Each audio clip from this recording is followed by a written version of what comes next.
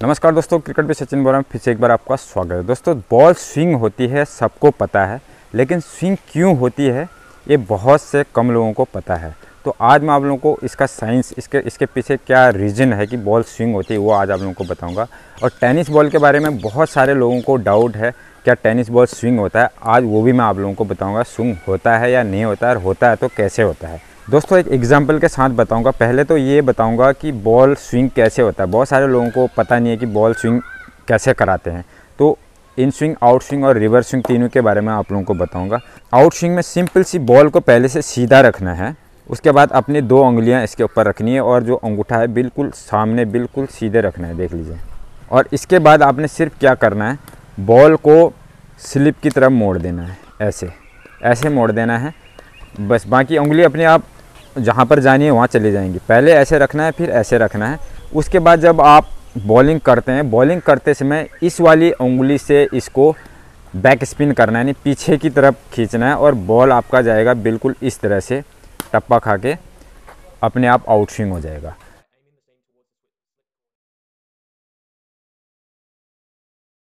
Same उसी तरह in swing है। इन स्विंग में बिल्कुल पहले सीधा रखना आपने, उसके बाद हल्का सा इसका मुंह लेग स्लिप की तरफ कर देना है।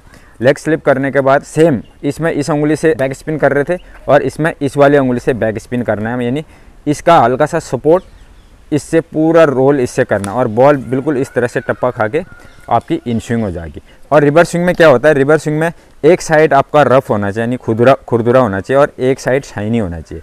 अब जिस साइड शाइनी है, जिस साइड को आपने स्विंग कराना है, उस साइड को शाइनी वाला हिस्सा रखना है और दूसरे साइड को रफ हिस्सा। और उसके बाद बॉल का सीम इसमें एकदम सीधा पकड़ना है और सीधी बॉल डालनी है। इसमें सबसे इम्पोर्टेंट क्या है कि सबको पता है कि ये स्विंग कैसे होता है करके, लेकिन कर सभी नहीं पाते क्योंकि ये बहुत डिफ़िकल्ट होता है। इसमें कंट्रोल करना वो सबसे इम्पोर्टेंट होता है। कंट्रोल करने के बाद ये बॉल बिल्कुल जब यहाँ से छूटता है तो टिप्पा खाने तक बिल्कुल ऐसे ही जाना चाहिए, तब जाके आपका बॉल स्विंग होगा। और बॉल ऐसे करके चला गया तो बॉल स्विंग नहीं होगा। सेम दोनों तरफ, अगर इस तरफ है तो ऐसे, इस तरफ है तो ऐसे। अब साइंस बताऊंगा ये बॉल स्विंग होता कैसे है। दोस्तों, माना ये एग्जांपल दे रहा हूँ, एक गद्दा है, ये आपने बिल्कुल सीधा पकड़ा हुआ है, जैसे कि बॉल की सीम है, इस तरह से बिल्कुल सीधा पकड़ा हुआ है। अगर आप, जैसे मैंने बोला, इसका मुंह इधर को करना है, अगर इस गत्ते का मुंह इधर को करोगे तो सामने से जो हवा आ रही है, हवा का जोर किस तरफ पड़ेगा, इस तरफ पड़ेगा, ना कि इस तरफ पड़ेगा। इस तरफ पड़ेगा तो क्या होगा, ये गत्ता किस तरफ झुकेगा, इस तरफ झुकेगा। तो सेम बॉल का भी है। बॉल जब आप ऐसे करते हो तो बॉल का जो है, हवा का रुख जो है इसमें ज़्यादा पड़ेगा और इस साइड में कम पड़ेगा, तो ये इस साइड को झुकेगी। तो ऐसे करके जाएगी तो तब बॉल जाके यहाँ से ऐसे स्विंग होती है। सेम इसी तरह इन स्विंग में भी सेम ऐसी है, जैसे मैं बता रहा हूँ। इसमें इसका मुंह इधर को चला जाएगा, हवा का ज़्यादा रुख है इस तरफ पड़ेगा और इस तरफ कम पड़ेगा, तो ये इस साइड को झुकेगा। कभी भी आप ऐसे किसी गत्ते को रखोगे, हवा चलेगी तो ये वाला हमेशा इस साइड को झुकेगा क्योंकि यहाँ पर प्रेशर ज़्यादा पड़ेगा। तो इस हिसाब से इसमें भी सेम, इस साइड को हवा का रुख आएगा, इस साइड कम हो जाएगा। जो सीम है, सीम की वजह से हवा इस तरफ ज़्यादा जाएगी, इस तरफ कम जाएगी, तो बॉल टिप्पा खाने के बाद ऐसे इन स्विंग हो जाएगा। ये है साइंस।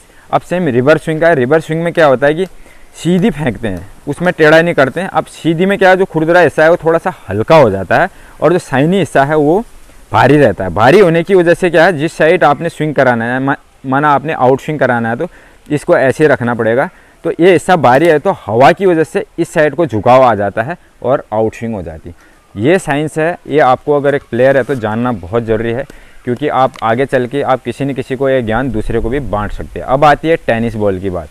टेनिस बॉल में बहुत सारे फ्रेंड्स ये बोलते हैं कि टेनिस बॉल स्विंग होता है।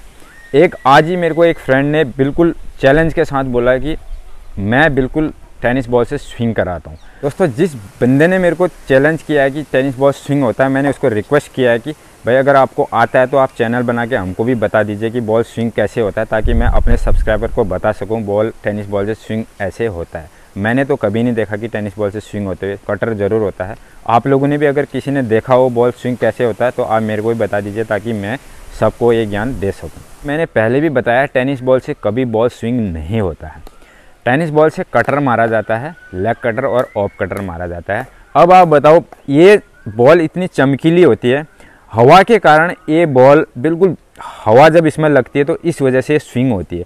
इस बॉल में रुए होते हैं, इसमें कोई हवा का कोई असर नहीं होता है। उसके अलावा जब ये बॉल पुरानी हो जाती है, दोनों साइड अगर खुरदुरी हो गई तो ये कोई स्विंग नहीं होती। जब ये बॉल स्विंग नहीं होती तो ये बॉल कैसे स्विंग हो जाएगी आप बताओ। क्योंकि बहुत सारे चैनल ऐसे हैं जो सिर्फ व्यूज़ पाने के लिए झूठ बोलते हैं, बाहर से लिख देते हैं टेनिस बॉल स्विंग होती है, जबकि टेनिस बॉल कभी स्विंग नहीं होती।